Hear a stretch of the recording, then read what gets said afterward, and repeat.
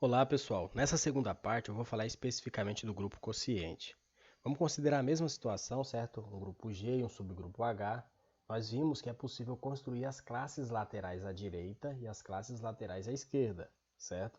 Isso é chamado de classes laterais à direita e à esquerda módulo H. Quando que nós temos um subgrupo normal? Quando as classes laterais dão os mesmos resultados. A gente viu como é possível isso acontecer. Bom, quando isso acontece, a gente não precisa ficar escrevendo classes laterais à direita, classes laterais à esquerda. Elas são as mesmas, né? Então a gente pode usar simplesmente G barra H, ok? E aí a gente consegue, então, criar uma única denotação para poder expressar tudo isso. Na prática, o que é um grupo quociente, né? Nós temos um subgrupo normal, certo? E aí nós sabemos que existem as classes laterais. Ao operar essas classes laterais com uma determinada operação, isso tem que dar uma lei de composição interna, ou seja, tem que estar muito bem definida, né? Tem que gerar valores dentro dessas classes laterais.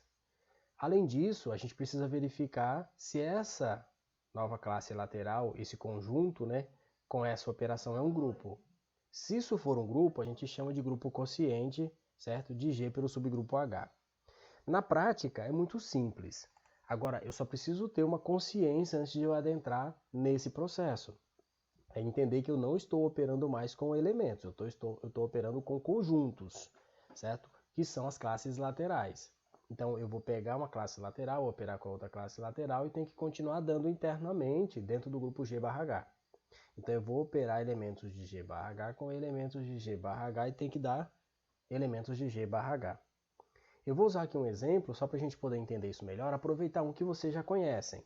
Eu tenho aqui o conjunto G, formado pelos elementos 1, menos 1, I e menos I. E eu tenho o subgrupo 1 e menos 1, certo? Nós vimos que só tem duas classes laterais que representam essa relação, né? Que é 1H e IH. Por quê? Porque 1H gera os elementos 1 e menos 1, e o IH gera os elementos I e menos I, que juntos formam o conjunto G.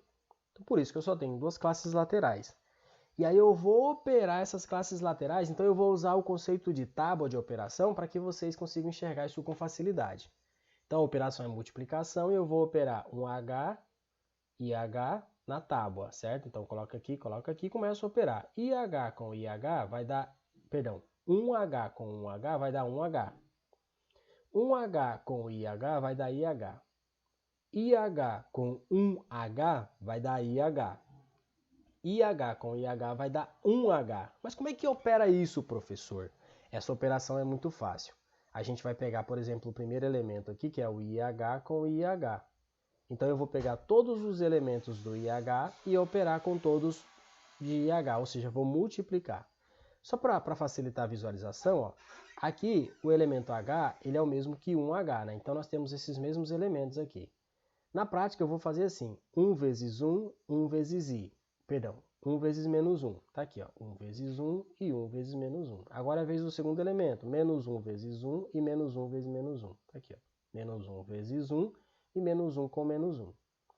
Se eu multiplicar esses valores, eu só consigo obter dois números, ou 1 ou menos 1. Portanto, 1H com 1H vai dar os mesmos elementos que 1H. Por isso que aqui é 1H. Se vocês quiserem, pode chamar apenas de H, né? Porque H e 1H vai dar os mesmos valores, porque 1 é elemento neutro da multiplicação. Vou fazer só mais um, deveria fazer com todos para vocês enxergarem, mas vocês já sabem como que opera. O que interessa para mim como professor é que vocês saibam como que opera. Por exemplo, se eu for operar aqui, ó, IH com IH, eu vou pegar os elementos de IH e multiplicar com os elementos de IH. Então aqui seria II menos I e menos I. Então seria I vezes I vezes menos I. Depois, menos I vezes I e menos I vezes menos I, que vai gerar essas quatro multiplicações aqui, ó. I vezes I vai dar menos 1, I vezes menos I vai dar 1 positivo. Se eu fizer essas multiplicações, eu vou obter esses valores. Observa que ou é menos 1 ou é 1. Por isso que IH vai ser menos 1 e 1. E quem que é menos 1 e 1? Ou é essa classe ou é essa. No meu caso, é essa classe aqui, é 1H, ou simplesmente H, se você quiser chamar de H.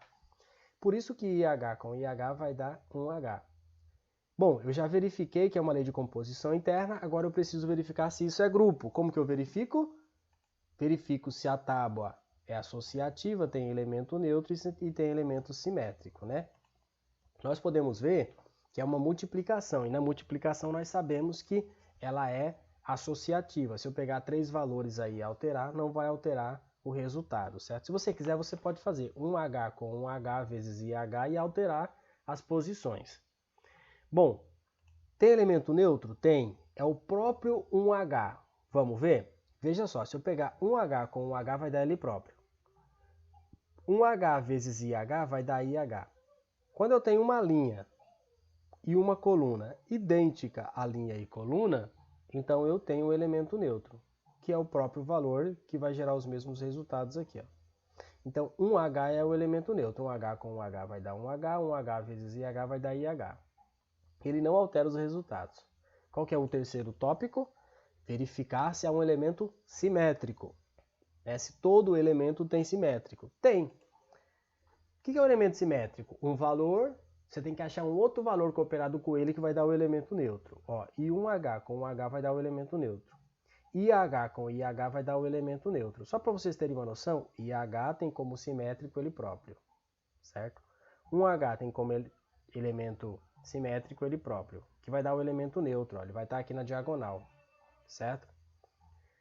Beleza, então eu já vi que essa tábua é um grupo, portanto é um grupo quociente, certo? Construído a partir das classes. Eu vou dar um passo aqui à frente, só para vocês conseguirem entender. Eu não vou finalizar esse exercício, porque eu tenho a intenção de colocar esse exercício na nossa avaliação, tá bom? Então, olha só. Eu tenho um conjunto Z6 aditivo, certo? Formado pelos elementos 0, 1, 2, 3, 4, 5. Tem 6 elementos aqui, por isso Z6. Esse conjunto é o conjunto da classe de restos, né? Então, a gente vai ter que entender isso aí para poder fazer. Eu tenho certeza que vocês já lembram disso. Eu vou pegar um subconjunto dele, que é o H, formado pelos elementos 0 e 3. Às vezes aparece com uma barrinha aqui em cima, tá? Mas é a mesma coisa que eu estou fazendo aqui. As classes laterais que eu vou considerar aqui são só 3. 0 mais H, 1 mais H e 2 mais H. Por quê? Porque essas 3 são suficientes, são as únicas que eu preciso. São as únicas que existem. Como assim, professor, são as únicas? Eu não posso fazer, então, 3 mais H, 4 mais H? Pode, mas não vai resolver nada, porque com essas 3 classes eu já tenho todos os elementos do conjunto Z6. Quer ver? 0 mais H vai dar ele próprio, né? 0 é elemento neutro da adição, ó. 0 mais 0 é 0, 0 mais 3 é 3. Então, 0 mais H é o próprio H que tem como elementos 0 e 3. Quando eu pego 1 mais H, eu vou pegar 1 mais 0 e 1 mais 3, que vai dar 1 e 4, né? 1 mais 0 é 1, 1 mais 3 é 4. Ó, eu tenho 0, 3, agora eu tenho 1 e 4.